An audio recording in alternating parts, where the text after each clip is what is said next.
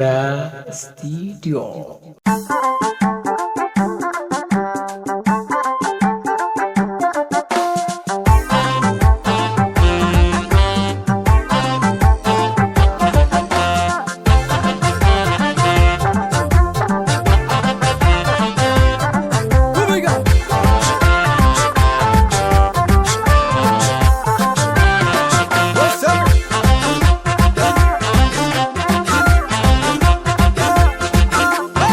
Lolilala ya gotako yolole bardin anjifanna sabni galana yae innumne kana walabdana omoko araboro wajebe fanna walitti birmanna kutablaga walinkodina damiko bara mawanyatu shiralaga tinadambanu tokkotana dina gubatu injifanora gazawo irande jamini regeti kormi biya rubusa kenne Gamesi lole tikefate warri arkan darkofi muris Gabinga didu sagal birate Idadu gawe wala bomsi biya bageti Sobu garabluti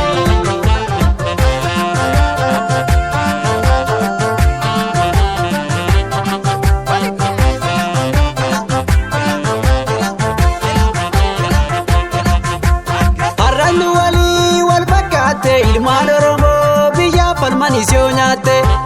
Sinan isani simbadun jiratti galmeetaati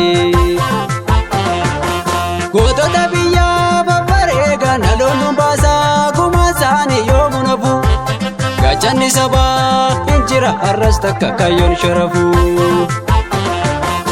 Uubadda Oromoof kan yaadu tokko duruutti barree tabtaa isaanii maaf oolatu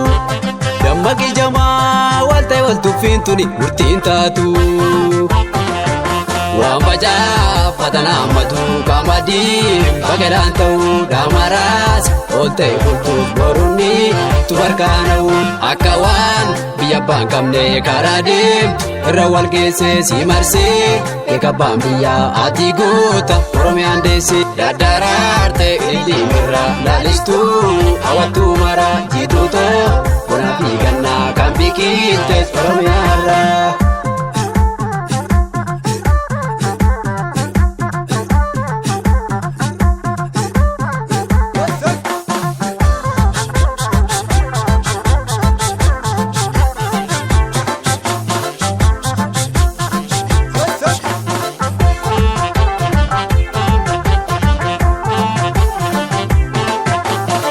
Arabna danka butaka barjira malabsa Oromof maljira ma arale michira ma Gantunin tatunu fira kasabab yadu jira Gantunin tatunu fira kasabab yadu jira Somni yomu dugambatu yomote similkoftu Odesitu burran kamdu yomille dosifama Iga kero kan argate imana laminyate Iga kero kan argate imana laminyate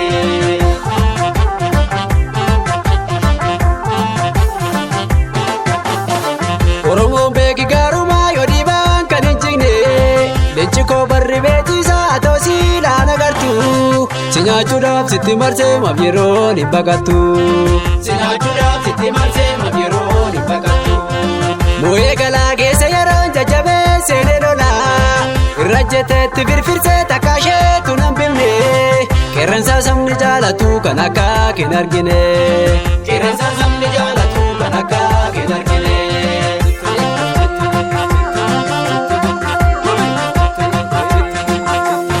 Sandi walif dami walkasi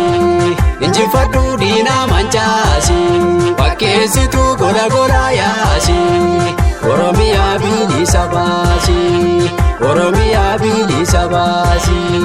Sandi walif dami walkasi Injifaddu dina manchasi Pakkeessitu gola gola yaasi Oromiya bilisa baasi Oromiya